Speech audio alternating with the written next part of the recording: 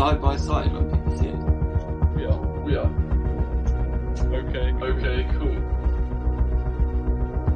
I think we're good to go.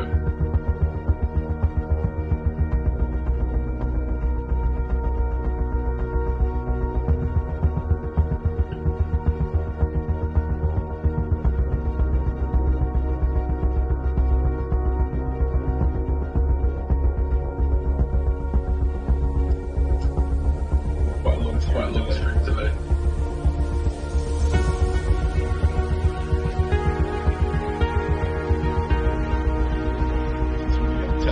Test the abilities of my chip switching. Bring on 5G. Bring it on. Okay, cool. Let's get this one going. Are we off now? We've been going, son. We've been here. Oh, we've been here. Okay. Hello everyone. Hello and welcome to the first ever Warwick Artificial Intelligence Annual General Meeting. That's a bit of a mouthful. I'm here with Joe Hewitt, and we're going to be kind of presenting this whole evening. I guess you can see him as well. The whole evening. Oh, lovely. Yeah. So, the way we've decided to do this is we'll pre-record some videos of the exec explaining what their roles entail. And that gives you guys an opportunity to have a bit of an insight into how the society runs in the background, rather than just doing, you get everything on the website, how that gets there, the processes required for that to happen. So we're going to go through that. We're hopefully going to introduce that in a bit of context. The good thing about a general meeting as well is you can... Sorry, I think I had the sound on. Do you want to recap that last minute just there? Was I muted the whole time? No, the sound was over the top, which Marion let me know. Thank you, Marion. Oh, fair. Could everyone hear me the whole time anyways? I think that you need to recap that one. Okay, brilliant. My favourite. I get a second go at it. I can't wait to edit this with you after. So, I guess I'll say hello and welcome again. This is the first ever Warwick Artificial Intelligence Society Annual General Meeting. Probably took a minute to say that. So just to give a quick kind of overview of what we're going to be talking about, because I know AGM, I didn't know what that meant a few years ago. So the idea is, coming up to elections, it's quite a weird time, especially considering we're a new society and people might not perhaps know on a personal level what we get up to, what you might be running for, or perhaps even have a say in where the society goes. So we pulled the annual general meeting out 2 weeks before elections so that you guys can ask exact questions about their roles and what they do. You can suggest new directions for the society, any new things we should be doing. The good thing is that we could then vote on that 2 weeks later if it's something that we all agree to be relevant. You just get a good feel of what we do. We've actually changed the exec structure slightly as well going forward. So we will be playing videos that the exec have pre-recorded, and then we'll use those videos to describe what that's now turning into, and thus the roles that you guys might be running for in future. So if you guys don't know already, because Joe has been omnipresent on the waves, and I've kind of been sitting back for a while. I'm the president, so a lot of my role is very hard to describe unless you know how the entire society runs. So I'm going to try and describe it slowly throughout the evening. And it's one that you have to be on exec for a year to run for. So I know for a lot of you that won't be very relevant anyways. I'll quickly move on. Because we lost the last minute, I haven't introduced Joe, so I'll introduce Joe again. Hello. Hello. And yeah, I guess introduce your role, tell everyone what you do, and why you're so good at it. So my name's Joe. I'm the vice president. You're on mute, by the way. My name's Joe, and I'm vice president of Warwick AI Society, and part-time live streamer. Apparently, I work closely with Connor. I think I have an echo. Mute Connor. I can't. I work closely with Connor to try and keep the society running as cohesively as we can manage. We've managed to scale quite massively this term, and it's been quite difficult to keep everything sort of running smoothly and in one direction, and Connor's been doing a really good job of managing that. I've been trying to help him by keeping things in check where they need to be kept in check, and by filling in the gaps where necessary. So I've done a lot of work in different departments and had to be kind of all over the place with what I've been up to. So it's been quite a multifaceted job, but it's been really fun. One of the big responsibilities of vice president, perhaps the main one, is working with our ambassadors to get the best out of them and ensure that we're operating in all of these different spheres, whether that's engineering or computer science, or getting in touch with biology students or chemistry students, and making sure that we're getting the best out of them. So that's kind of what I've been up to in the last year or so, and yeah, I'm excited for this evening. It's gonna be fun. Yeah, I'm looking forward to it. Have you got some videos prepared for us? I've just realised I've got a quick introduction to make. Throughout the evening, we're going to be posting about each role as it happens live. So you'll see things popping up on the Instagram story, quickly describing each role. You'll also see on our website under the recruitment section, they'll be posting those parts out there, and that's all being done by Jess, our head of marketing, which I hope I've spoken slow enough for Joe to prepare the video for. Of course. So let's see what Jess has to tell us. Oh, you're on mute. Let's find out what Jess has to tell us.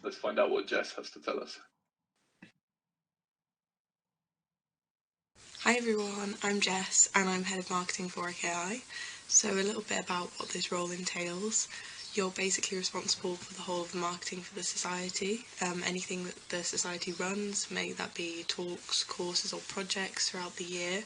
And you're basically responsible for leading the marketing and design team and ensuring that we basically engage as many people as possible in the society. So generally, for me, being mostly online, that's included talking with the whole of exec, but mainly the head of projects, head of talks and head of education. And that would be to see what we have coming up and then to schedule this, make sure that everyone's organised, and then make sure I have a marketing strategy for how we'll get as many people engaged as possible.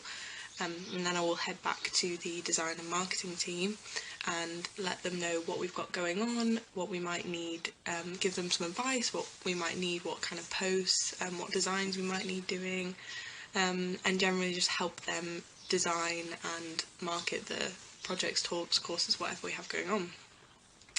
So last term this included the AI Summit, which we hosted for the first time, which was fairly stressful because it's the first time Warwick AI has done a huge event like that. But I think we pulled it off really well. We marketed using Facebook, Instagram, Teams, our email, our Discord. We have a lot of channels that are quite active. So yeah, that went pretty well. That's quite a big event for the marketing team. That takes a lot of planning and scheduling of posts.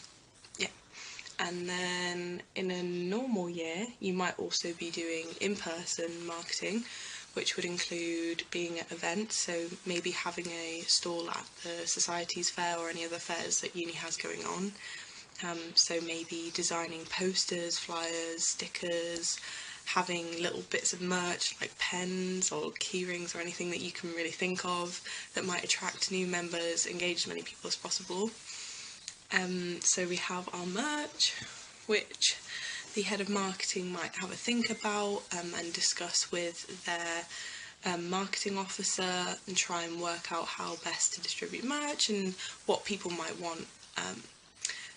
So I think for this role you need to be quite organised.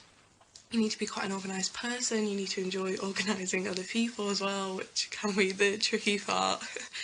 And then I think you need to be quite creative, or at least have an interest in the creative side of things, because you are going to be advising the design team what they might, give them a bit of insight into what they might design. and also you're kind of approving designs before they go out, so it helps to kind of have a bit of know-how. I mean, I am not a designer at all, but it did help to kind of be interested in design and be quite creative.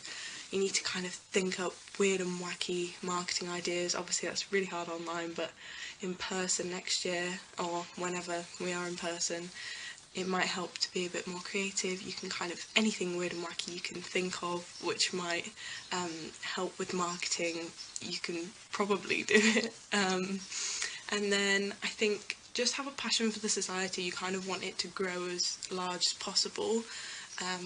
So you don't have to particularly be in the know-how about AI. I don't think I personally know as much about AI as half the exec do. But I do have an interest in it, and I do have a passion for the growth of the society, and that is basically your role as head of marketing. You're trying to get the society as big as possible and get as many people involved in this society. So yeah, it's a pretty big role. It's quite a lot of responsibility.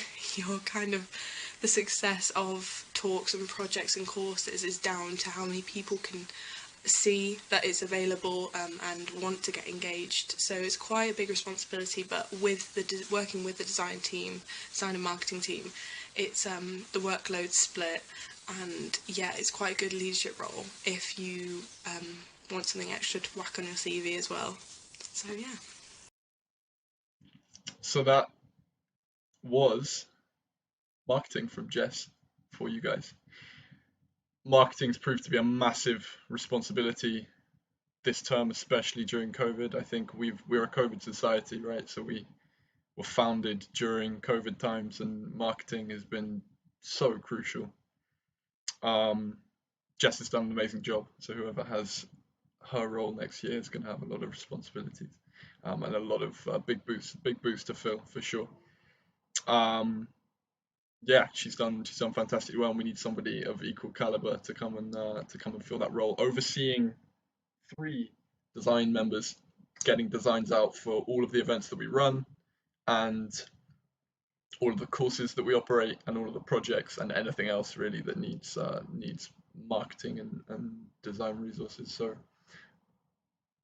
I think it's a job or a role that will prepare you really well for real life.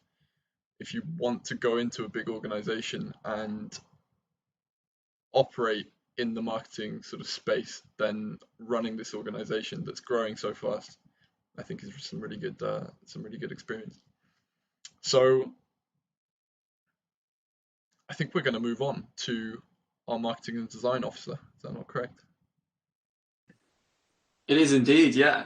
We've had quite the unique year, to say the least, and I guess that's going to come out in each one of these presentations this evening.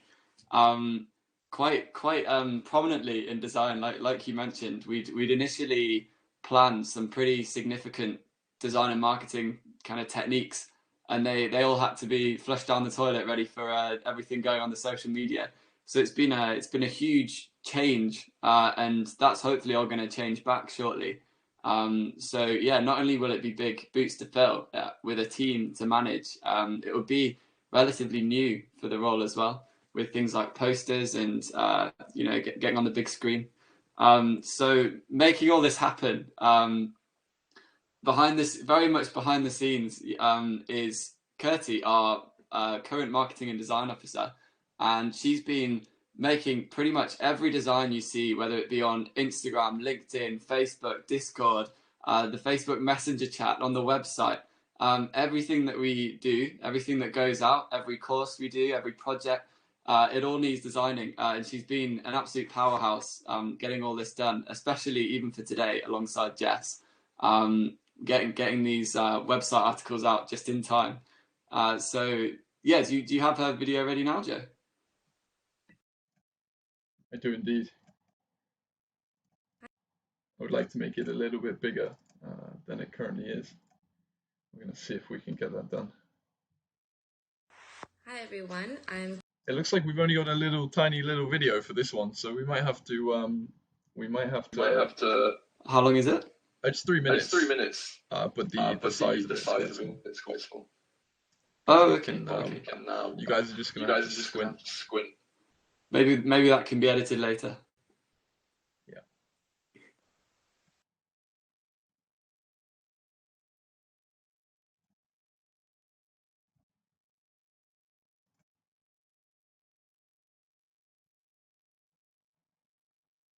technical difficulties.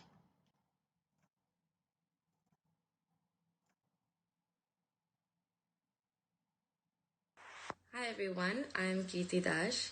I am a third year accounting and finance student at Warwick, and I am the current marketing and design officer for Warwick AI Society. My job here is to design posts to advertise the society's events on their social media pages, and also to design the merchandise for the exec and for the members.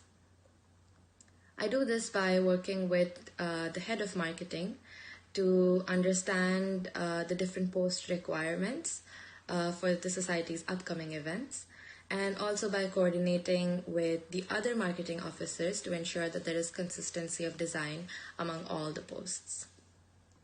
I was one of the later additions to the team. I joined in August 2020, and my first job was to design a promotional video for the society to be displayed on the big screen at the piazza. Fun fact, thanks to COVID, I rarely got opportunities to go to campus, so I could never really see my own creation on the big screen. But hopefully this will not be the case for the next exec. Because of the same situation, I also did not get a chance to meet the exec because we would always have online meetings. But as much as I've interacted with everyone, either through video calls or through text messages, I have really enjoyed my time working for the society because they're all very lovely and welcoming people. I have learned a lot, not just about AI, of course, but also about design. I have improved my design skills and also about working in a team. I hope that the new exec will have more opportunities to meet up and work together, and but I think this is a great learning opportunity, not just to learn about AI, but also to improve your skills and make great friends and memories along the way. This role requires you to be familiar with a graphic design platform like Canva or Photoshop, and it requires you to be very creative because you have to constantly come up with new ideas or new designs for each post. For that, I would like to advise the new exec to constantly take inspiration from your surroundings and maybe even from the internet. But of course, try not to copy another design or try not to use the existing commonly used templates. I hope that the new exec or the new marketing team will be able to come up with more interactive and more engaging ideas to promote the society and its events in the upcoming year.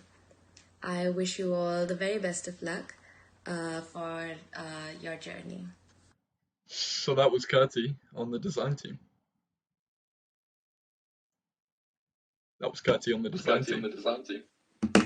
Yeah, lovely. It was actually one thing that I've almost forgotten about considering. A fun fact, I've actually never met Kirti in person, which is crazy considering we've been working together for about a year now. Getting designs out weekly. So it's absolutely crazy.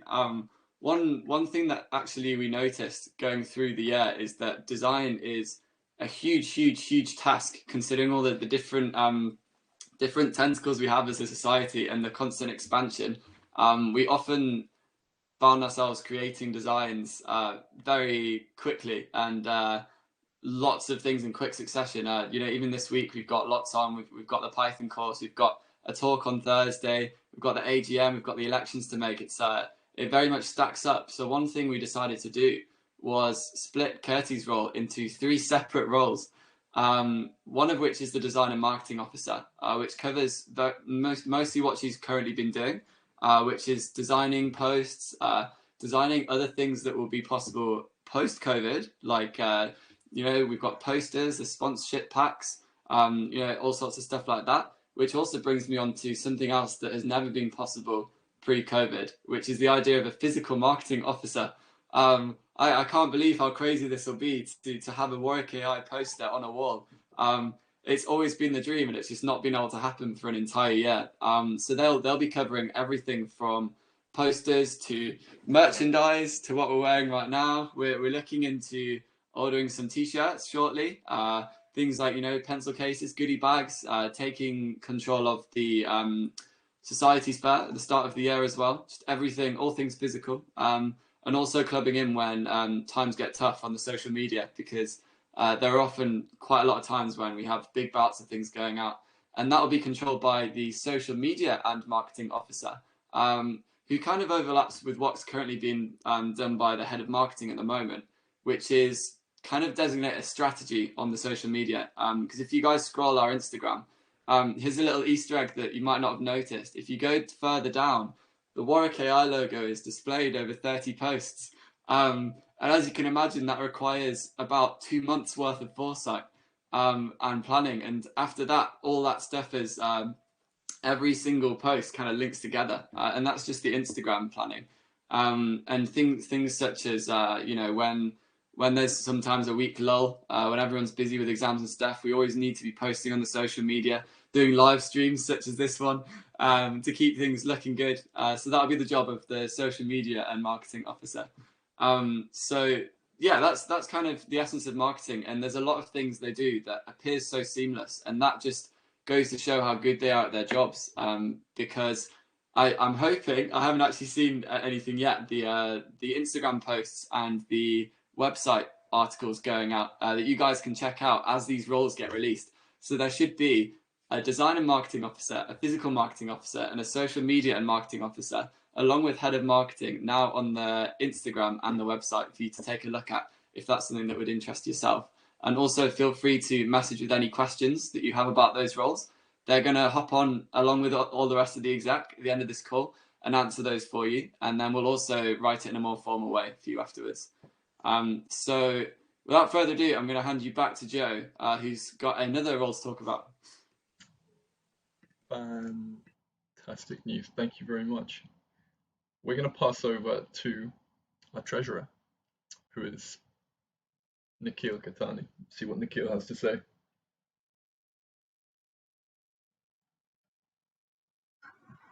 Hi everyone, my name is Nikhil and I'm the current treasurer for Warwick AI. Being part of Warwick AI has been a particularly rewarding experience for me.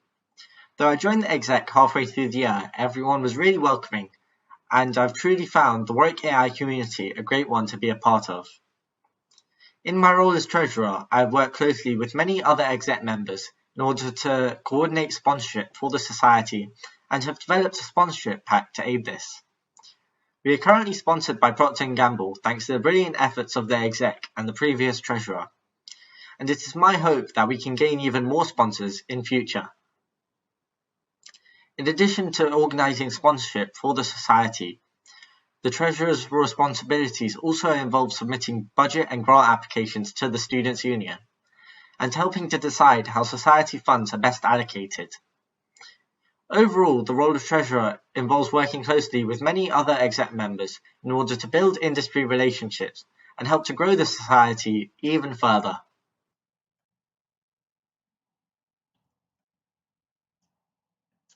So that was Nikhil giving us an insight into... Get that muted, Connor. Giving us an insight to life as a treasurer for Warwick AI. Nikhil joined us recently to get involved in sponsorship. His primary focus, as he said, has been looking for sponsorship from big companies. We've only been around for a year, but we'd really like to start now branching out into industry and getting some sponsorships from industry partners so that we can really pursue some bigger dreams and some bigger ideas. In order to do that, we need the support of the big players. So that's what Nikhil's been working on, and yeah, it's been going well so far. Yeah, it's certainly a role that grows alongside the society, because the things that he's doing now weren't necessarily possible when we began, and we had to keep updating the sponsorship packs and the ways we reach out to people and representing what we do in order to kind of move to new calibers. And we've noticed we need more things, so it's all kind of stirred in that sense. And it's actually a lot of organisation required as well for treasurer. Because you need to coordinate an approach. Something that seems so seamless on the surface has often got a lot of effort gone in behind it. So it's quite a modest account from himself there. And another perhaps sometimes underrepresented role is the role of secretary, because I don't think we'd be sat here today, especially we definitely wouldn't be wearing these hoodies if we didn't have a secretary. So I'm not going to explain the role too much. I'm going to hand back over to Jo, who I think has Ariel's video ready, and we'll hear from her about that one. Hello, I'm Ariel. I'm a third year chemistry student and the current secretary of Warwick AI. So I'm going to take you through what my role entails and what I've done this year. So being secretary is all about making sure that your exec members are organised and that everyone in the society knows exactly what's going on.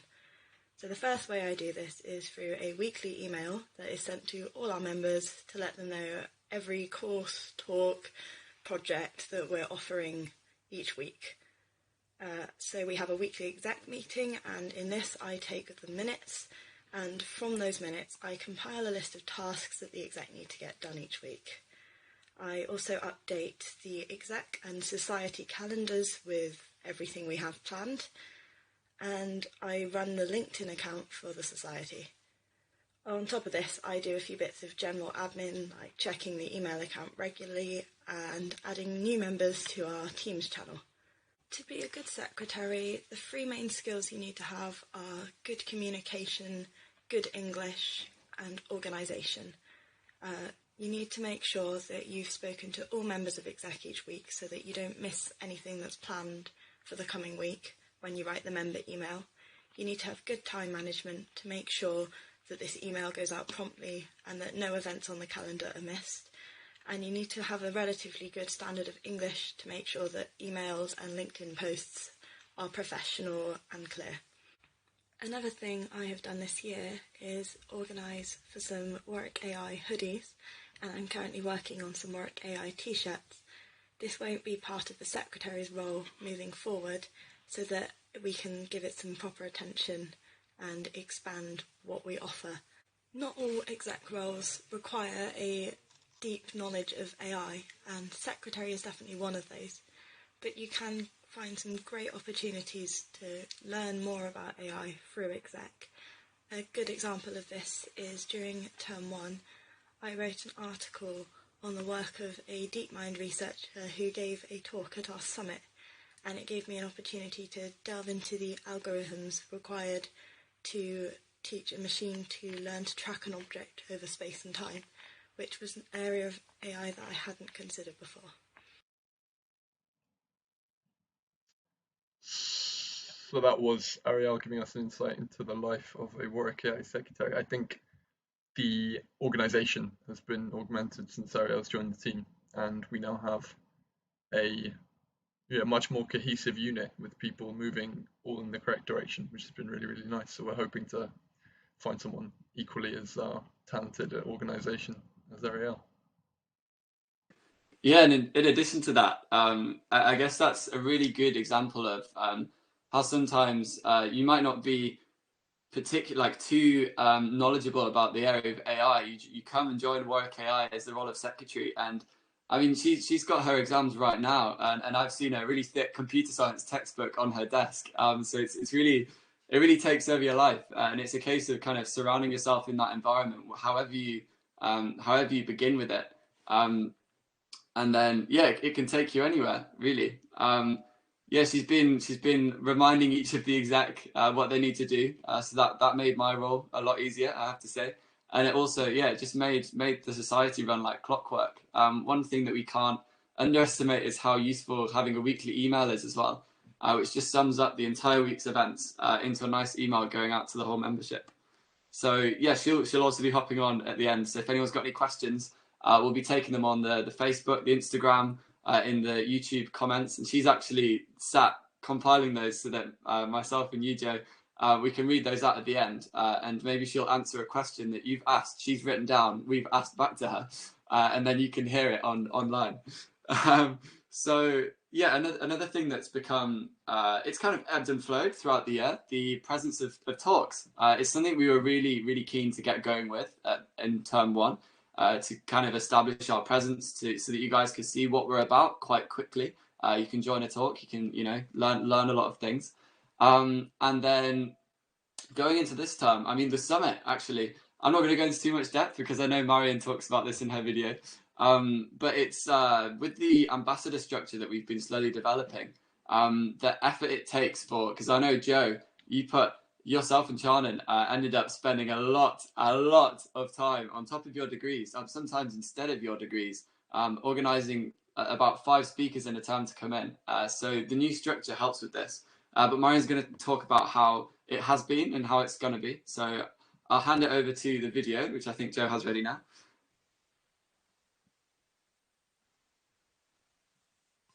Hey guys, I'm Marion, and I've been head of talks in a way. My role has evolved quite a lot over the year, but that's basically what I'm going to discuss now. So the head of talks person is the person who will connect with industry, academia, and also our members, our ambassadors, in order to get experts in and create those structured and consistent talks over the year. How you organize it is quite flexible in terms of you decide when you think you'll get the most audience, what is the most relevant, what's the most interesting in the current situation. So there's quite a lot of structure you can build yourself. We created an AI summit in end of November. There was a speaker series also during term 1, and students were attempting to do a student series in term 2. It's the responsibilities is mostly about structuring and executing. So you want to be first able to create a storyline, create a common theme relating all the talks so that it tells a story. It's all related. Then there's the logistics aspect where you want to be able to set the times, the dates, the venues if it's in person. We haven't had the opportunity this year to do it in person, but I think that would be great if you do that next year if possible. Just in terms of logistics, you also want to be able to plan well in advance. I've found it, just from my experience, easier. And speakers have given me feedback on how it's much easier for them also to organize if you contact them 2 to 3 months in advance. So for the AI Summit, we contacted people in summer, so during the holidays. And then it is possible definitely to pick up some speakers, specifically if you know them directly, to just let them know in a few weeks in advance. But I think how do you say that? There's a lot less stress and frenzy going on if you're able to plan in advance and anticipate. So that's definitely a big task for the head of AI talks. Then also you have to appoint a chair. So even though I was organizing most of the talks this year, I wasn't the chair just because my internet is garbage. So if you are, it would make sense as you being the head of AI talks to be the chair, but if you've got external reasons, just make sure that all of the organization is set. And so being the chair means that you introduce the speakers, you manage and also contribute to the Q&A, and you wrap up the talk, always like pointing out the different opportunities that the society is offering. Now, all of this applies also to the summit, which is this weekend-long talk where we just bring different people from different industries in. It's exactly the same logistics, but anticipate more in advance because we're expecting to have more audience during this time. You want to be able also to liaise a lot with the marketing team in order to have a clear agenda of when certain posts are released or not. And I think something that I really enjoyed doing this first summit was to have multiple collaborations with the societies, because we're a new society, and so being able to collaborate with other societies on campus, which may seem completely unrelated to AI, but actually they are. I mean, everything's related to AI when you think about it. So I think that's something that you could continue next year. That would be a really good idea, and also it will bring a lot of audience, and you will be able to create stronger bonds within the university. So I think that's all in terms of responsibilities. Now, there's certain qualities that you might want to have for this role is definitely organization, being able to anticipate, to plan ahead. You also need strong communication, as you have to be able to communicate with all different types of people. So your members, the students, of course, the people in the exec, but also industry leaders and professors. And so it's really essential that you are able to communicate in a professional manner and that you're confident in English. And yeah, that's about it. So that was Marion giving us a brief synopsis of the work that she does with talks. I also ran some talks last term, so I have an understanding of what life's like in that role. I think Marion summarized it really well. It's such a diverse role where you need to have skills in a lot of different departments to pull it off smoothly. That includes your communication skills, your network of people has to be strong, or your ability to identify good speakers has to be strong. You have to be able to do a million things at once, perhaps, in terms of getting things live streamed, getting marketing sorted, getting speakers to respond, and making sure that they're all organized. Your organization is massive in that role. If you can sort out all of the details beforehand, the role's actually quite easy. The difficulty comes when you don't sort out the organization beforehand and you have to do these things on the fly, and then it's a real test of your sort of ability to adapt. But it's a super fun role. I've got some great industry contacts, people at the Future of Humanity Institute, people at DeepMind, and all of these organizations that in the future I might email, drop a line to and reconnect with, so that I can perhaps go and pursue different job opportunities and things. So it's been really, really beneficial for me and for Marion and for the next person that takes that role.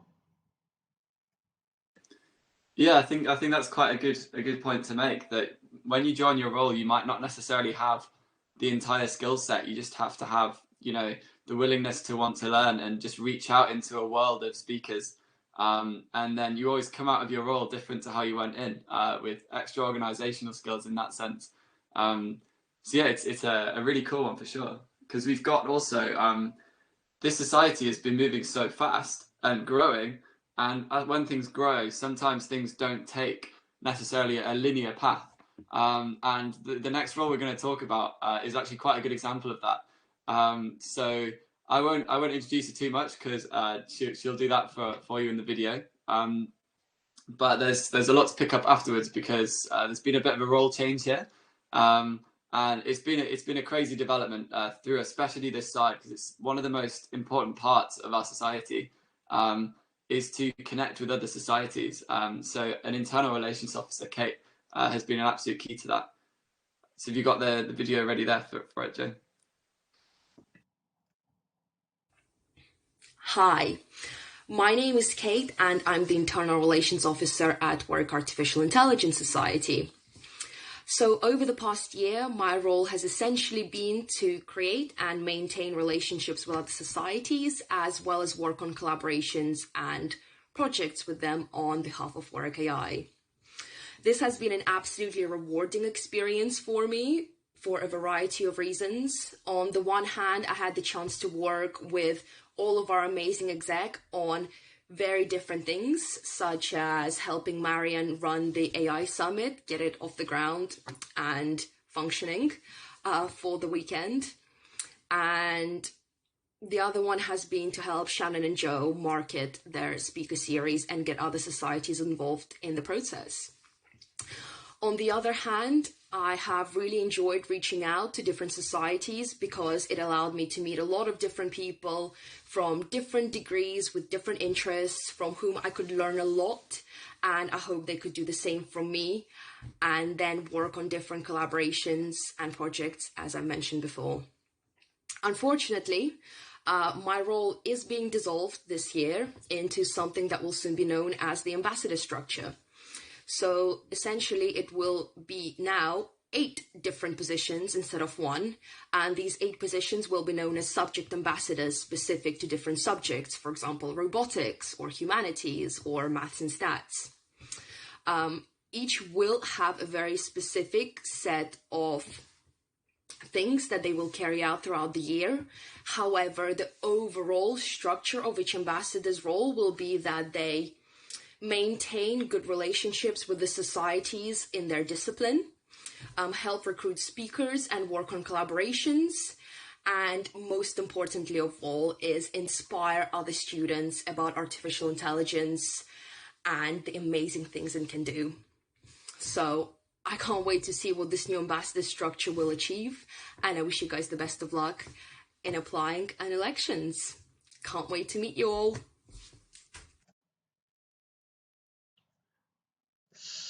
Oh my goodness.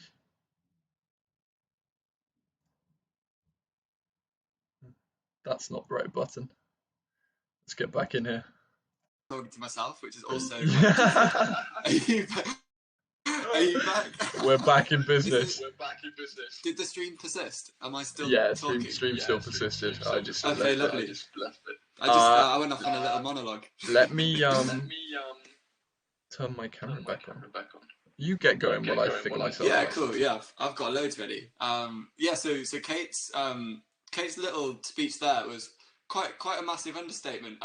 With what she's been doing and making these relationships, we've noticed that the best way to work with this is to formalize those relationships into ambassador roles. And it's really excelled with. So far, we've got Thomas, who's been taking our Python course, which is just finished. So I know maybe some of you guys watching have just finished that. So, you know, you never know. If you were on that course, maybe you would want to be the next computer science ambassador. That's one for another time, though. They're not being elected in elections. And we've also recently recruited a maths and statistics ambassador who will be giving the machine learning course. So I'm very excited to see what he produces. I know he's just finished working on the content for that one. So yeah, that essentially changes the entire structure of the society. So we've gone back to the same name of a role that we had about a year ago when we devised this initially. And that's the role of head of education. So what happens here is we use the structures and the contacts that we've got within the university. I think it's a really powerful thing, being at university. For me, it's actually more value for money than doing my degree itself. Just being surrounded by people also doing degrees and actually knowing where their benefits lie as well. So the head of education will leverage this through the ambassador scheme to help curate courses. So, for example, this term we've had the Intro to Python course. That's moving into Intro to ML. That didn't happen by chance, so we've had to kind of think about the prerequisites for the machine learning course and how that would flow into it. We've documented it all quite well, so that's also going to move forward into hopefully some more advanced courses in later years. So the head of education is going to be quite a fun role, and it's also going to be running things like challenges to quantify members' ability. So I presume there'll be a lot of questions about this one afterwards. So if you want to check out the website, there's a good description of it there, and you can ask us at the end as well. Or you can message us now and we'll reply at the end. So finally, another division of the society that's become absolutely huge recently, thanks to mainly one man. It's Sanjif Chan, and he has actually prepared 5 videos for us. So I'm going to give this no introduction. I'm going to hand it over to Joe to play the first video where Sanjif introduces the project system. Hey everyone, how are you doing? My name's Sanjif. I've been your projects coordinator this year. What I'll be doing today is I'll be walking you through my responsibilities over the course of the year, how it's evolved, what I liked, what I didn't really like as much, what I found challenging, and hopefully throughout all of this it'll help you understand whether you think you'd be a good fit for this role and whether you could take it in your stride. Right off the bat, it's important for me to mention that this role, my role as projects coordinator, has been split up into 4 distinct, well-defined, specialised and interrelated roles to facilitate the growth and to scale things further up. The reason we've done this is because the project section of our society has grown exponentially. It's grown far greater than I could have ever anticipated, and I think anyone could have ever anticipated. And in order to facilitate that continued growth, we need more hands on deck with more specialised roles so that they know what they're doing and they know what they're doing in relation to each other. Okay? And the way we've defined these roles is by looking at a project pipeline. So like anything in life, really, a project has a beginning, a middle, and an end, and someone has to facilitate all of this growth. And to make sure everything is streamlined as possible, and to make sure everything runs as smooth as possible. Now, these roles have been subdivided according to that pipeline, starting from the project recruitment officer to the project incubation officer, and then the project growth officer. And the head of project would be organizing everything and making sure everything goes according to plan. And if something doesn't go according to plan, he'd be in charge of deciding what happens in that case. Now, I'll go into a bit more depth about what these roles entail in the next video. So that there was a brief introduction from Sanjif to the overall structure of the project. I think we're going to jump now into the first video, which is going to be the project recruitment officer. Am I correct? Yeah, completely. Yeah. Have you got the video ready now?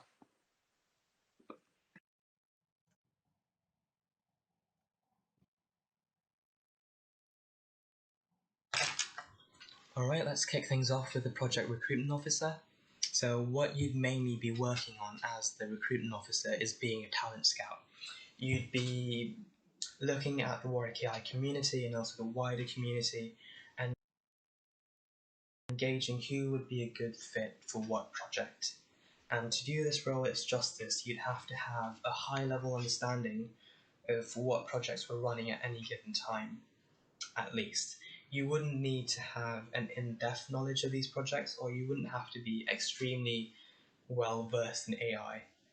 All you'd have to understand is what each project entails and what each project expects from its members, so that you can relay that information to our members, and also so that you can gauge what, let's say, any one of our members would be most interested in, so you can recruit them into our project system.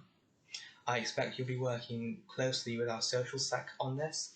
You'd be going out in the field, talking to people, getting to know them well, getting to know what they want from the society, what they're interested in, so that you can recruit them into the project that's most suitable for them. In addition to that, you'd be responsible for organising the Teams channels for each project, so you'd be responsible for adding any new member to a specific project's Teams channel. In addition to that, you'd be managing the project's meetups section of our website, so that, let's say, if someone were to want to join a project, they would know what to look at. They would look at the project's meetup section of our website, and they could use that to join any project. That would be mainly what we'd be doing as project recruitment officer. Now, what I liked about this role mainly is, I guess, how humbling it was.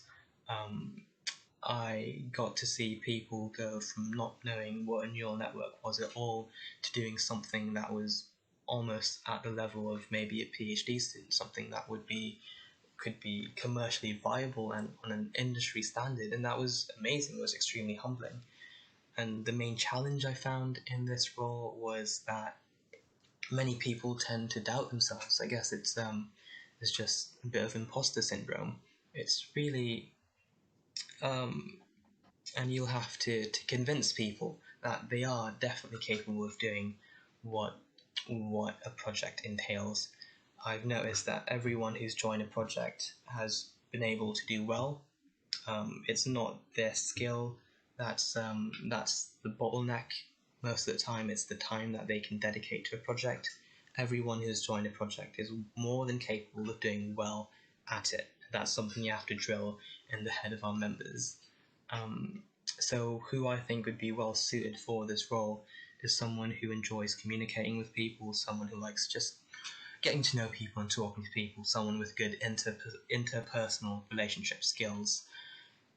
If you're perhaps a STEM student, this would be something that's a good break from your studies. It's something that's a bit different, although still related to your course. And I think it's something that would help anyone's personal development in that way. So if you're interested in this, please apply. I look forward to seeing your applications. Thank you very much, Sanjay, for that introduction. The project's role has definitely been dissected into some clearer sort of categories now this term. It was previously just a role for Sanjay to figure out, and now that we've got the formula, we can break that down into these separate roles that you're seeing. This one is one of the most important, and that's recruiting people for the projects, right? Because you can't run a project without the people to write the code. So he's done a really good job, and we're looking for someone to do just the same this year. Are you playing a video? Can I weigh in? Oh, you can jump in, lad. Oh, you're on mute. Was that a yes? You can jump in. Oh, lovely. My favourite. I just wanted to draw a quick parallel between what Sanjay was saying with projects and the society itself. And there's largely quite a lot of parallels between a project and the society. We are a project ourselves, and we've brought a bunch of people together who perhaps weren't too confident in doing a certain role, and they've developed that role. They haven't just grown as a person, they've grown into that role to produce the society that we've got today. So I don't see that stopping. I think everyone who, everyone who applies for their roles this time round, you don't have to know absolutely everything there is to know. You're going to be a bit nervous. You're going to get a bit of imposter syndrome, especially due to COVID, because it's absolutely broke my heart that I haven't met half of the membership or even some of the exec. And it's just how it is, unfortunately. So if you're feeling on the sidelines, if you're feeling like, maybe you can't do this, I would just say, just give it a go. If you run in elections and you seem like the best person for it, often having a willingness to learn is far more valuable than knowing something, in the first place. So yeah, it was a really good thing that Sanjay picked up on.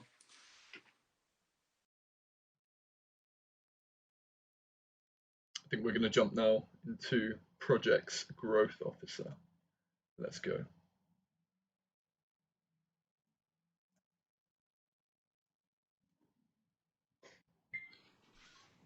Moving on, let's talk about the Projects Growth Officer.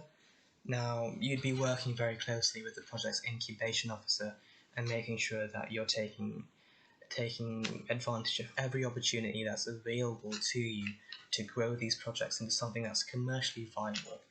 Now, a lot of this will involve sending out emails to people within industry and also academic contacts within the university to see how you can further grow a specific project. Now, this is something that I worked on towards the latter end of my role at Warwick AI, and the reason for that was because we started only this year, and only towards the end were we in a position to be able to pitch our projects to people within industry. And that's a lot of what your role will entail, pitching our projects to people in industry and trying to get things commercialized. And in your efforts, you'd be working very closely with the treasurer, talking to people, organizing meetings with people, sending out emails, and during those meetings, most of the time it ends up in a sponsorship deal with Warwick AI, so you'd be working a great deal with negotiation together alongside the treasurer. So this is an extremely important part of the project pipeline. It's more towards the end for the more successful projects, but you are responsible for taking these projects, these projects with potential to greater heights, looking at all the opportunities available to you. And in that regard, you'd have to be able to, you'd have to research a lot of local industry contacts and also how you could grow any particular project. You'd have to understand how startups work and how contacts in industry work. The thing I like the most about this role is just how exciting things are. You're talking about how a project can be made into something greater, and the thing I found the most challenging was just staying on top of emails, making sure that you're organized and everything's sent out in a very systematic and cohesive way. Someone who I think would be a good fit for this role is someone who is more business-minded, but also understands the AI of what's going on. it's really good for your personal development, and perhaps after university, it's a good segue. It's a good lesson, or it's a good experience in understanding how the technical world works, or the commercial world works. So if this sounds like something you'd be interested in, send us your application, and we look forward to seeing it. I think this is one of the best roles that we have going, in my personal opinion, just because if you're entrepreneurially minded, if you have a spirit of entrepreneurship and you want to go and talk to industry partners, you want to see startups begin and flourish, then you can go and do that. You can be the overseer that takes these fledgling ideas and grows them into something else. And I think that's really exciting. And also the business development and the career development and just the personal development from having to manage these teams is really beneficial.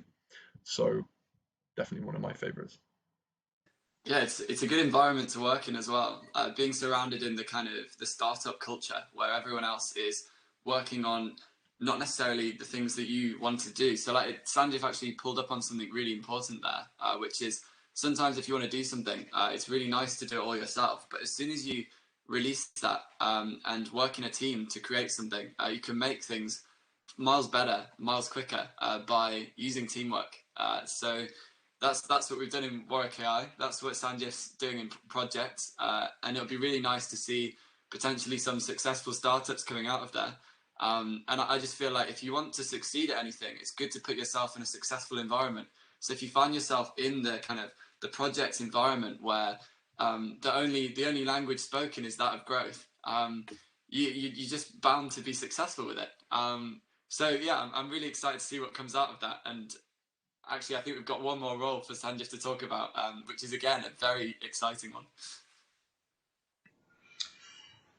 Alright, now moving on to the very last project-related role. For any of you watching this live, thank you for bearing with me. I can barely do that myself. So yeah, let's talk about it. The head of projects. What you'd mainly be working on is making sure that the entire project system is well oiled. You'd be relaying information between the project's recruitment officer, the project's incubation officer, the project's growth officer, and also the rest of the exec, making sure that everything's running properly. If any of the project officers have any issues, you'd be their first point of contact, and you'd be working closely with, let's say, the president and also the vice president in seeing further avenues of expanding the project system. A lot of what your role entails will also be trying to expand the society and seeing how projects relate to other aspects of the society. So for instance, the talks that we give and also the courses that we give. And as an example, let's say your project recruitment officer would like some more people, to get more people onto a project, but they're finding it a bit tricky. So what you do as head of projects is communicate with the head of marketing and try and get some ads out there to get people involved in that project. Let's say you're towards the latter end of a project and the project incubation officer tells you that. Now you're in a position to communicate with the head of marketing and see if there's any position for someone within the project to give a talk. And likewise in return, if the head of talks would like someone to give a talk, you'd be relaying that information to one of the project's officers and seeing if anyone would like to take that on, if someone would like to give a talk. And that's a lot of what your role would entail, making sure all the working pieces are working well. And in addition to that, you have to know when to fold, in a way. A lot of the projects, some of them do tend to fail. It's just the way things work. And your duty would be to identify which projects need to be decommissioned. It's no use beating a dead horse, and you'd be the person who gets the final say in decommissioning projects. Now, the person, or the kind of profile of the person who I think would be a good fit for this is someone who's a generalist, someone who's good at leadership, and someone who has an idea of how Warwick AI works. You really have to know how the society works. It'd be great if you could, if you have an understanding of that, so that's a good stepping stone to build the society further. I guess the thing I like the most about this is having the freedom to decide which sort of direction the society takes in regards to projects, and you'd be deciding that with the rest of the exec and also your project officers as well. The most challenging part about this is the organisation for me. It was a bit tricky to stay on top of everything all at the same time. So a person who would take this role has to be extremely solid in that department, the organisation department. So yeah, if this seems like something that interests you, please do apply, and we look forward to your application. See ya.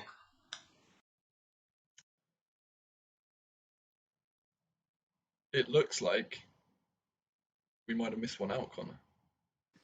Yeah, I guess every now and then the head of projects has to step in unannounced. I guess it's the nature of this stream. We've got the blind leading the blind, leading the deaf, leading the person who's typing. So does that mean we're talking about the incubation officer now, the project's incubation? So that's the middle of that process between recruiting people and growing them into a startup. There's a very exciting process in the middle where you start validating and working on those ideas. And that's what Sanjit's going to talk about now. Yes. Let's go and have a look.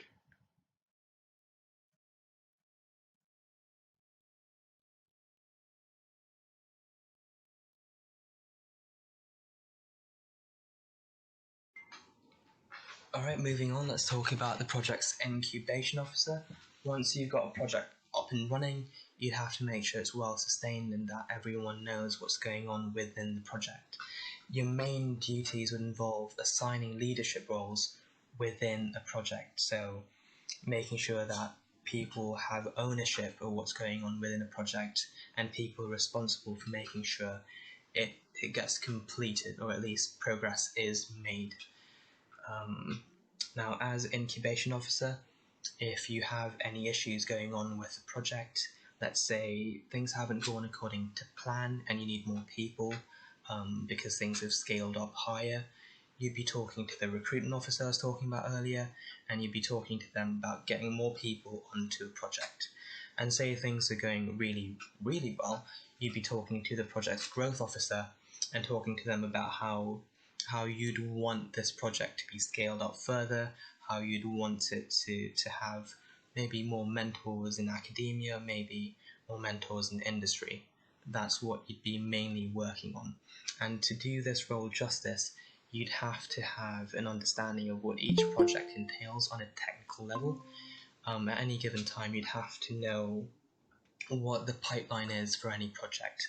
And to do this well, I would say it's a requirement to be reasonably well versed in AI. The main challenge I found in this role was spreading myself too thin. Sometimes you have quite a few projects, and at the beginning you'd have to direct people to what to do. And when that's going on, you do have a lot under your belt to handle. You've got a lot on your plate. Although once you assign leadership roles, things do tend to get much easier. And what I enjoyed the most about this role, and I think what someone who's really interested in applied AI would like about this role, is that you can look at and work on many different applications of AI at the same time, and you don't really have to get your hands dirty with every single technicality because you'd be working on a team with these people. That's an amazing thing, and I've seen many projects which I would have liked to work on and get completed at a much faster rate because other people are working on it. So the person I think would be most suited for this role is someone who's reasonably well versed in AI and someone who likes the applications of it, and someone who's good at organisation, someone who's good at managing a team, being a leader. So if that seems like you, well, apply, and I look forward to seeing your application. I think Connor's got a few words for us. Oh, I've always got words. Yeah, that kind of concludes what's been happening with the videos, but that by no means concludes the evening. So throughout the evening, you've all been dropping in your questions. There's a few I anticipated, so I've written down some details, which I'll announce to you guys now, which will slowly be announced in posts over the coming days and potentially hours. So the first one is one of the main points of this meeting, which is the elections which are happening. That's going to happen 6 p.m. on Thursday, the 4th of March, which gives you around about 2 weeks to review these videos. We'll be posting them. We'll be posting really in-depth role descriptions on the website. They're all already up now. The nominations period is open, so you can go on those. You can click here where it says click here, right at the top of those posts, and you can sign up on that form for your first role.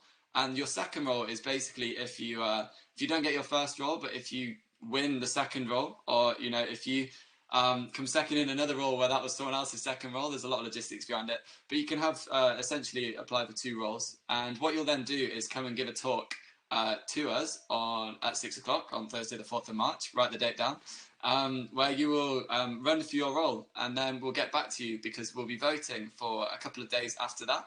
I'll be posting a vote system. It's members only can vote, so make sure you've got your membership, and members only can run as well. No excuses, free.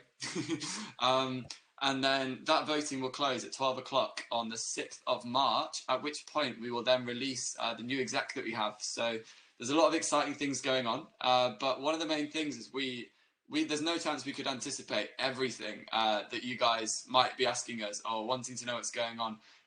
So Ariel has very kindly compiled a list of the questions that you guys have been asking. So we've now got exec on the call. I don't know if I'm pinned. Can I unpin myself so you can see everyone? And I guess what we'll do is myself and Joe will mediate as we have previously, and then we'll direct the question to someone who can unmute. And then if anyone else wants to hop on, unmute yourself, make yourself known, and then contribute to that answer as well. So I'll start the first one off, and the question is, can you go into more detail regarding how to find speakers? And I've just seen Marion's just joined us with a lovely Warwick AI hoodie. Have you managed to get your audio ready? Would you like to unmute yourself? So then you can talk about that one. If not, Joe could take that one first, because Joe has also been doing a lot of talks. I can sort that. Get that mic muted. I can sort that one out while Marion's fixing her audio. So the process of finding speakers is actually quite easy. You just have to know who to talk to, and that's potentially more difficult than it sounds. But once you can identify the people that might be interesting, people might want to come and listen to, you just follow a process, which is do the research, do the background research, and send out an email. There's templates that we have for those emails. We have to customize them to a certain extent, but for the most part, we can follow a process and get our, which has been quite successful in the past. As I said earlier, we've had speakers from the Future of Humanity Institute and DeepMind and organizations like this, so it's worked quite well. Yeah, we have all sorts of guides written on this kind of thing that are ready to follow, but it's a fun process because you have a reason to send out emails to these researchers and academics that you have a lot of respect for, or these authors that have written books, or these personalities that have done AI work, or these researchers that have written some incredible code. So it's a fun process and not too difficult.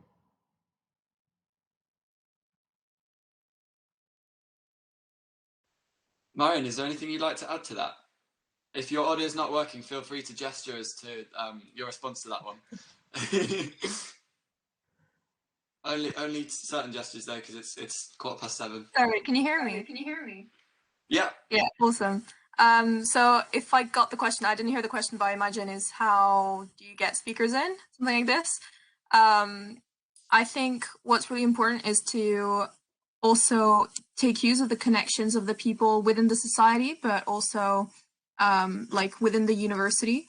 So it's really easy for someone to know someone else, and it's just by these connections that you're able to find speakers quite easily.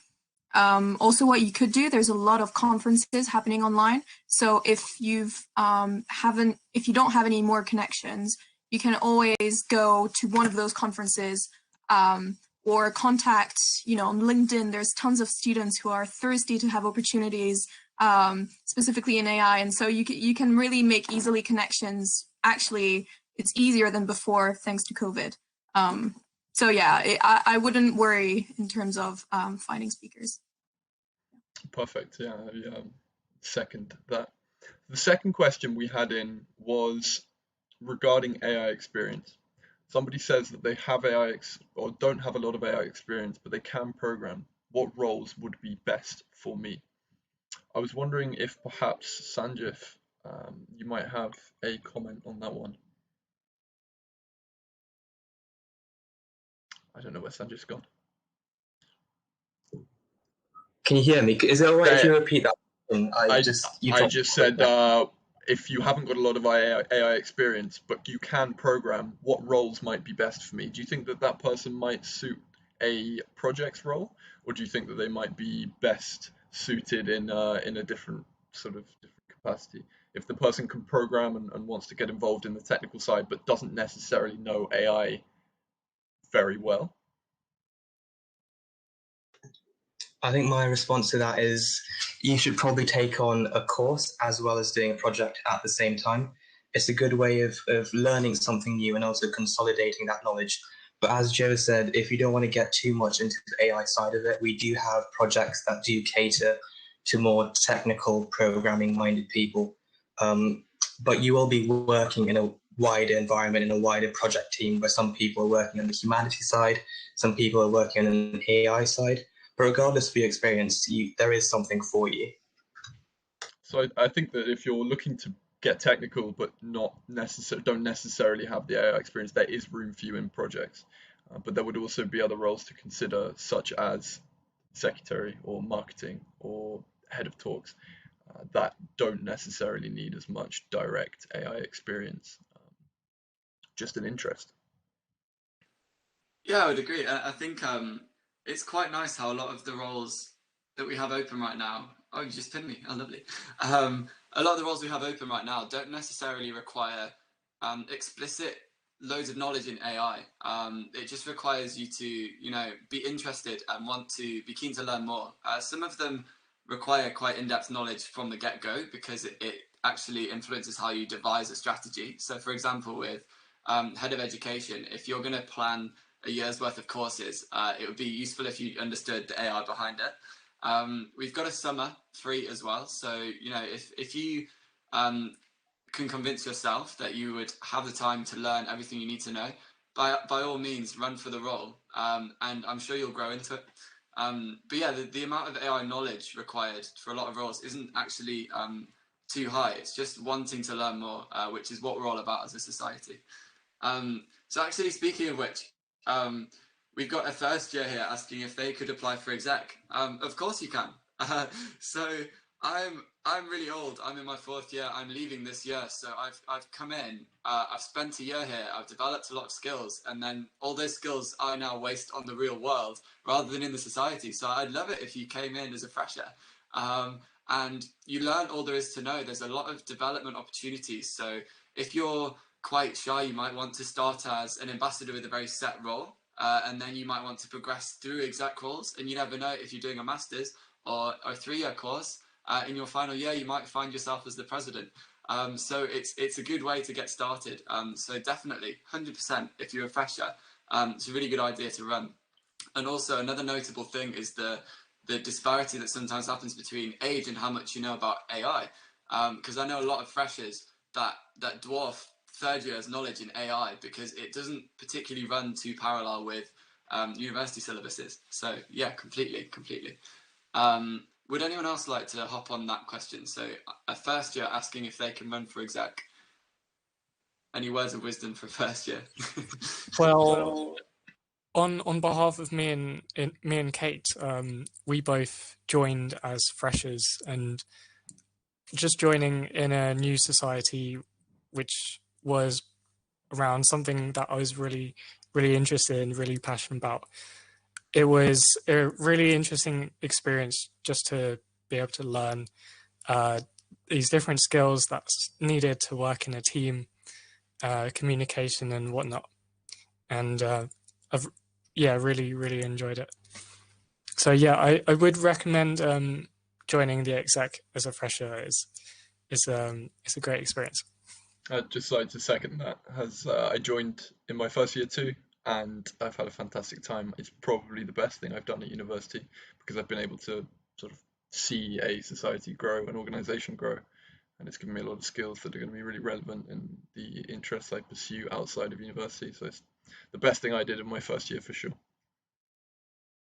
So I think we're going to move on to another question. We had a question regarding the ambassador roles. What is an ambassador, and how do I get involved in being an ambassador? So I think this might be a good question for Kate. Yes, indeed. So essentially, as I've mentioned in my video, from now on, there will be 8 different ambassador roles that will soon come into play and that we'll be recruiting for. It'll be for all sorts of different disciplines. So off the top of my head, there is biomedicine, robotics, maths and stats, computer science. We do have a computer science and maths and stats ambassador at the moment, but of course, there are loads more roles to apply for.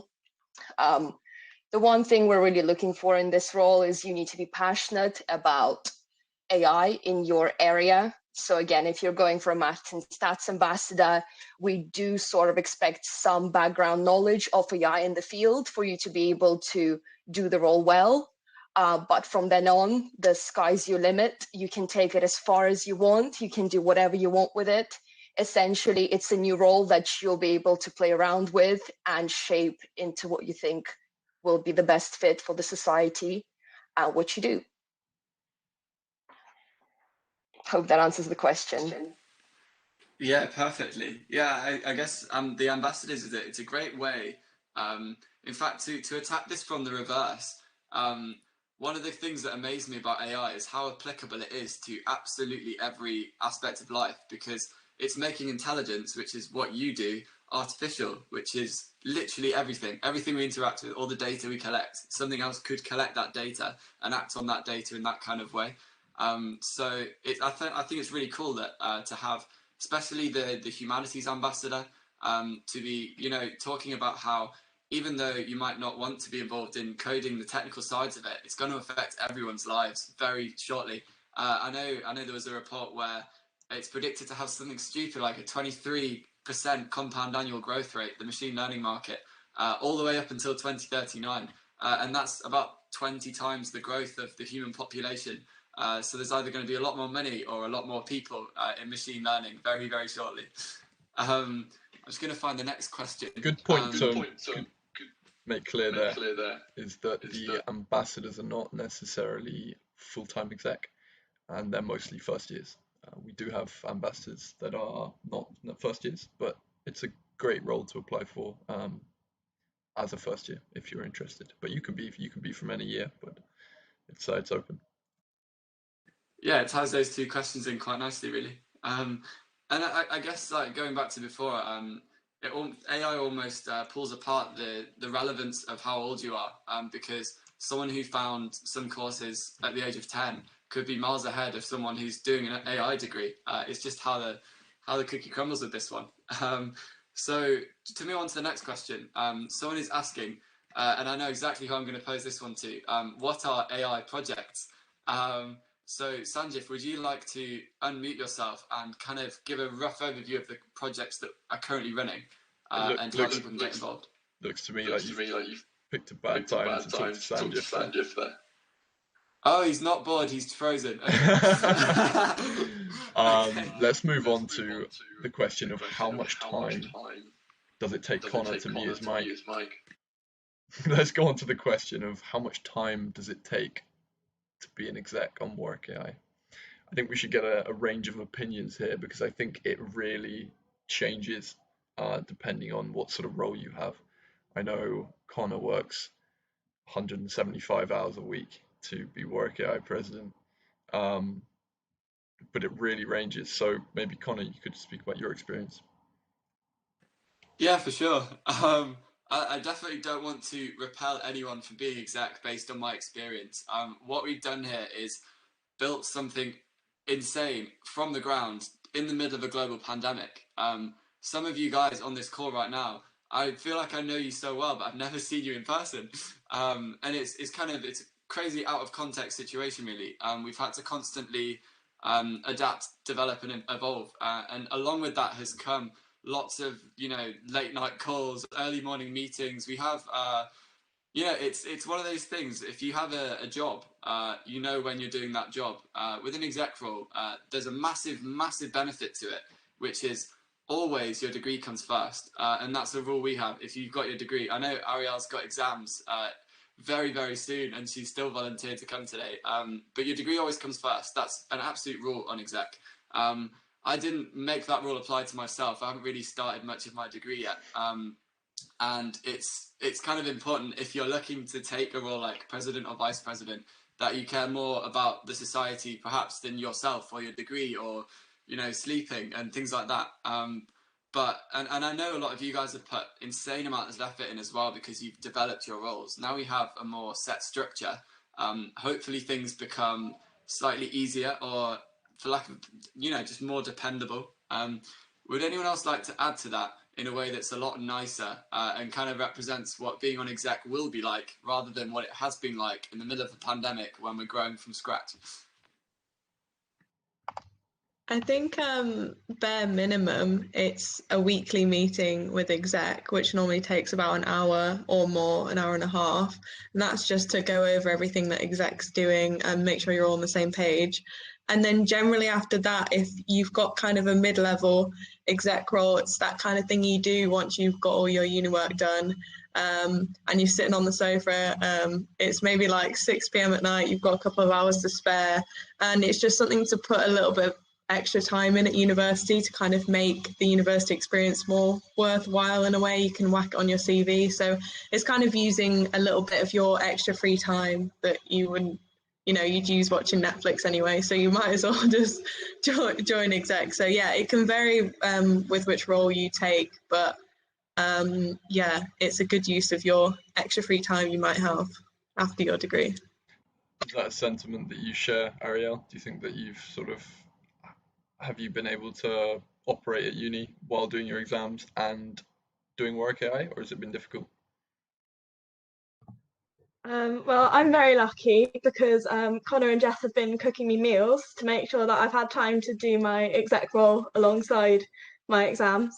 I think secretary is one that you can definitely juggle more easily than other roles. A lot of the work you can fit in at any time of day, whereas some roles might require you to have a specific time each week where you're available. So I think that is a role-specific requirement, whether the time can be put in the middle of the night or if it has to be 5 p.m. every Thursday. For sure. And as our newest member of exec, I was wondering what your opinion on this one was, Nikhil. Have you found that joining the exec team has been quite a difficult strain on your time, or have you found that it's been quite manageable to splice the work in between what you're doing? I feel like it's kind of slotted in quite nicely.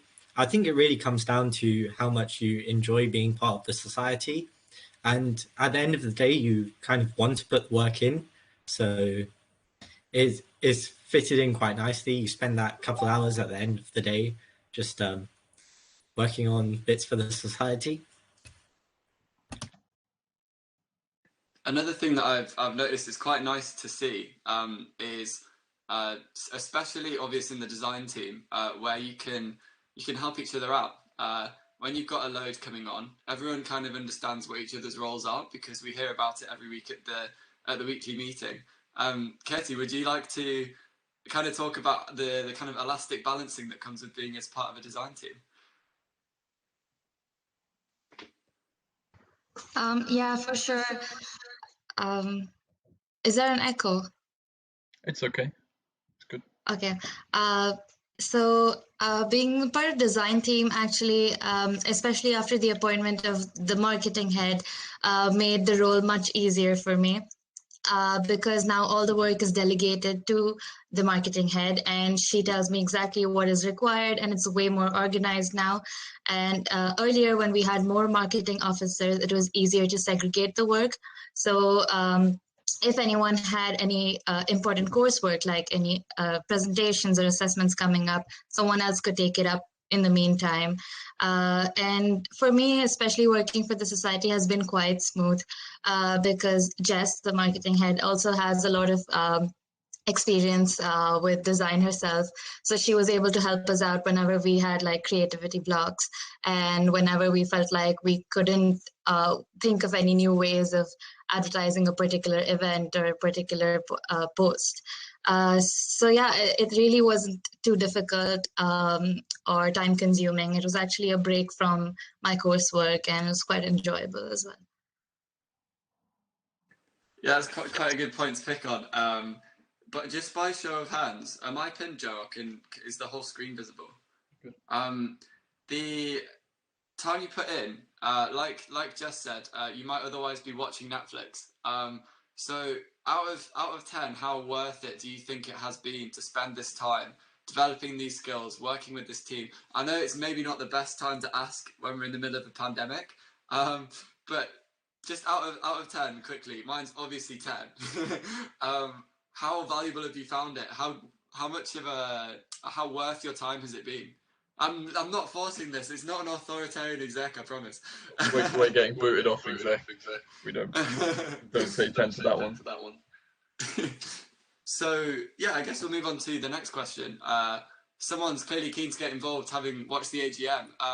They're wondering what's on this week that they can get involved with. So I guess I'll start off with Marion, who's got an event coming up on Thursday, I believe. Yeah, can you hear me right? Yeah, okay. Yeah, we've got an event, which is our first student series, where we have our own Shannon. He will be talking about his project, and also Neil. He will give us a presentation on how AI revolutionized basically the finance industry. So join. I think it'll be great in terms of being able to discuss and just share those ideas with two different fields. First from a theoretical point of view and then from the application. And then if you want to participate yourself, I think this is a good introduction to what the student series is. And so you could always just sign up after that. Cool. And in addition to that, it's a busy week. We had an event yesterday, which I won't talk about, no point. But we've also got the machine learning course starting very soon. That's going to happen on Sunday. That's the 21st of February, starting at 7 p.m. And if you want to get involved in that one, make sure you go on the website. If you sign up through your Facebook, it actually gives you a profile picture and you can message everyone on our site, just like a social media website. And I guess to kind of future-proof it, all of our future posts with respect to events, things like that, they'll all be going on the Facebook and onto the website. And the Instagram as well. So if you follow all of those, it'll be quite hard to miss things. Yeah. So the next question is, I need to get some new glasses here. How often do you have to communicate with the rest of exec? Would anyone like to communicate the answer back to me? I think that one really depends. Depends on your role again. So maybe we'll go through a couple of people, but in my personal experience, I've had to communicate quite closely with Connor during the entire time I've been vice president. It's been really vital. But I know in certain other roles, you might be able to just do the weekly meeting, and that's perfectly fine because you can get on with your work on your own. So it really depends on how connected your role is to the rest of the exec. But I would say a few messages a week and a weekly meeting is sufficient for most of the roles. Perhaps Kate might want to sort of give us her experience of what that's been like. Do you agree? Well, I think personally for me, being internal relations, I had to put a lot more hours of texting and communications in than other roles. I have had to keep in touch with a lot of exec constantly, like you, Joe, Shannon, Marion, because there are always lots of different events going on, like the speaker series and the summit. Which required me to be there constantly on my phone, being able to be reached essentially for anything, and working on different collaborations with other societies, handling like 4 or 5 different chats at the same time, has been stressful, but rather fun at the end of the day, because you see the result and it makes you really happy as to what you've achieved. And what about you, Shannon? Have you felt that you've had to communicate a lot, or have you been able to sort of get on with your work on your own? Yeah, so I've had to definitely communicate a lot. Definitely through calling a few times a week, not just the weekly meeting, but also sometimes just following up what's been said, coming up with some plans and getting some emails sent out. So yeah, it's been a lot of communication. Perhaps not every day, not to that extent, but definitely maybe a few times a week. Fantastic news. So moving on, there was a question here that referenced post-COVID. An optimistic question, but we'll address it anyway. Have we started planning for our post-COVID events? Post-COVID in-person events? What do you reckon about that one, Connor? Oh, it's a very good question. I mean, one phrase keeps resonating in my head, said by Stuart Croft almost a year ago now, and that's that we're going to have one hell of a party. That is 100% on the books. On top of that, we've as we plan events, I know Sanjif would have a lot to say about this one, but unfortunately he's frozen out. Having these events in person is only going to improve how great this society is. When we talk about communication, we've had phone calls, we've had video calls, we're sat all here together now. It feels quite like a close-knit family almost. And making that in person is going to be incredible. And we can share that with members a lot more than we have previously. Because I'd love to just, invite someone to a meeting, but that can't really happen virtually. Beyond that, so yeah, talking about projects, one of the main ideas that we'd had was we just have a big room where people go, they talk, they learn from each other, because AI is such a vast subject. And I'm talking, like I said before, everywhere that intelligence can be applied, it can be made artificial in theory. So there's a hell of a lot to talk about. And I live with two chemistry students, and we still talk about AI a lot. And a philosophy friend, we talk about consciousness. Everything overlaps, and I can't wait for those kinds of conversations to happen. And of course, we're going to have talks in person eventually, which will be absolutely brilliant. I can't wait to have courses and lessons in person and look at getting those lecture captured. It's always been one kind of goal that's had to take a backseat this year to try and get AI and machine learning more prominent on the university syllabus.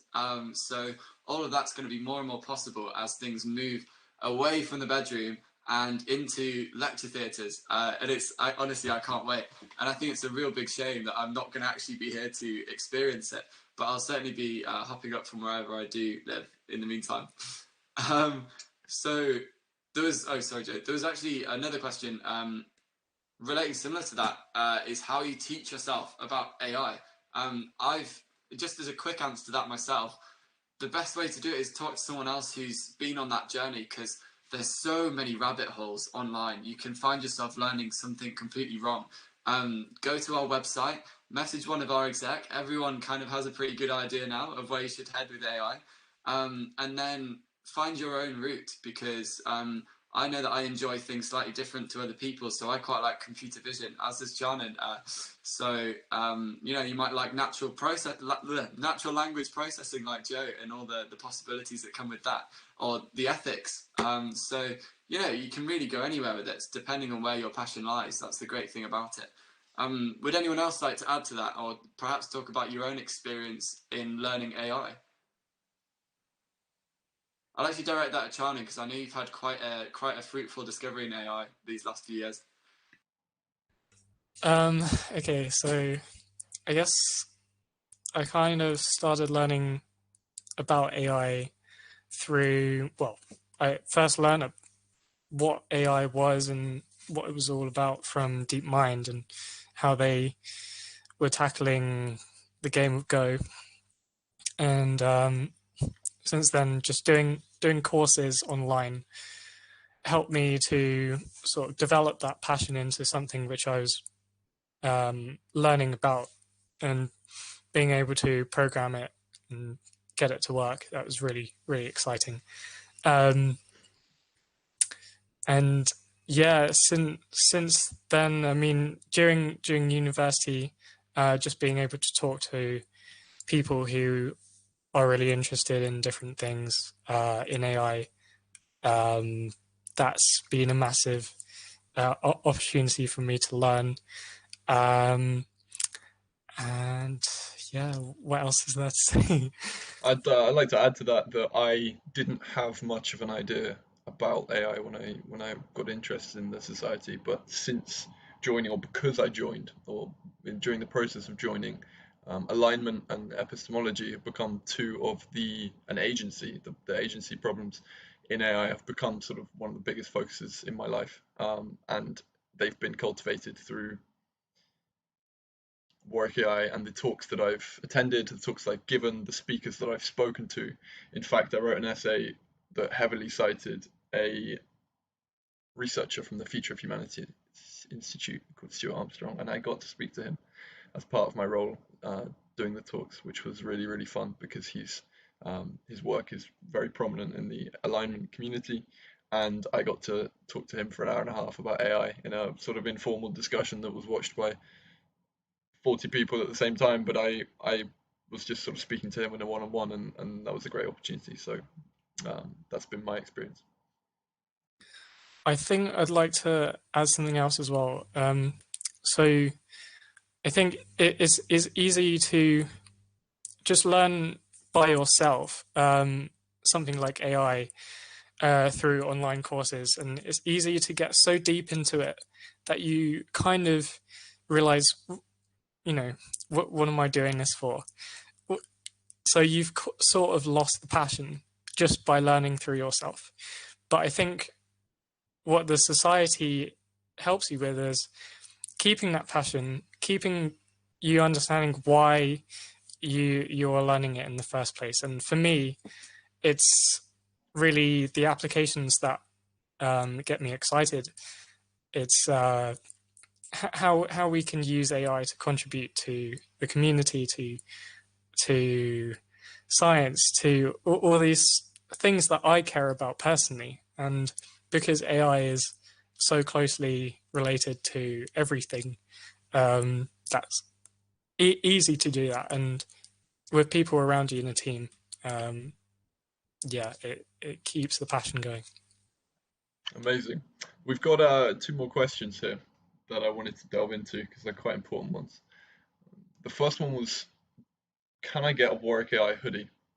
I think that's a really interesting question that I'd really like to explore with the exec here. So I was thinking perhaps we could go to Jess on this one and see what the sort of status is in your opinion, and then maybe to Ariel. Yeah, well,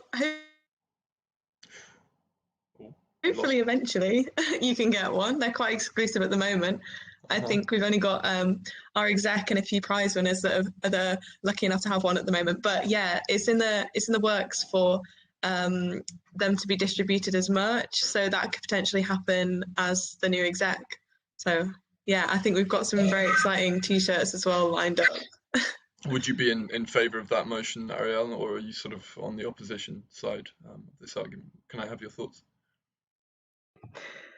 Yeah, so I'm currently in talks with our supplier to get us some t-shirts, and we'll definitely be getting a few extras that can be given away as prizes if you get involved with the society. And then it will be up to whoever takes over as physical marketing officer to oversee what our members can get their hands on.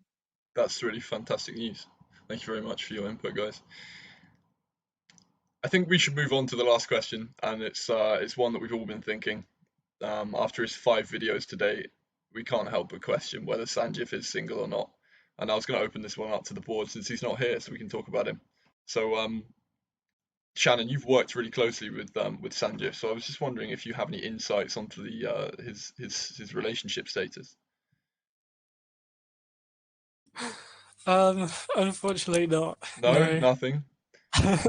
No, we definitely yeah, we call a lot just about projects and our plans for the future of the project system, but and no special boys or girls have been mentioned in those calls. Do I smell a bromance? What are your thoughts on this one, Jess?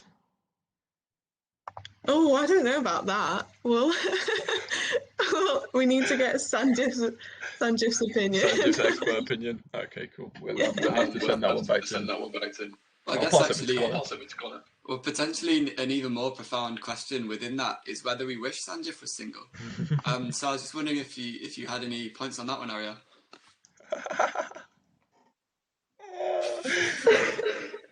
Exposed. I mean, I think it would be a great shame for society if Sanjif was not single. I think I have to agree wholeheartedly with that statement. Do you know, I think on that is actually one of the best times to end a video call. This is how most of our exec meetings actually end. So always nice to see it happen like this. Just to kind of summarize what's happened this evening, if anyone else has got anything to add after me, please jump in before we put the call down. We've been through what we do, and now hopefully we've confirmed how enjoyable it is, and how it's not so much a job. It's just kind of like you've got some passion for an idea and you watch that idea happen with a team of people who share that passion. We've also learned about what to do for elections. So if you hop on the website, there is a link that you can now fill out to take one of these amazing roles, because I know, much like Sanjif, I'm actually leaving as well. So there's lots of roles to fill, and they're all up on the website. And yeah, I think it's about time everyone went and made some lovely pancakes, because happy Pancake Day, everyone. Cheers, guys. Thank you all for coming. And see you soon. Thanks, guys. Bye.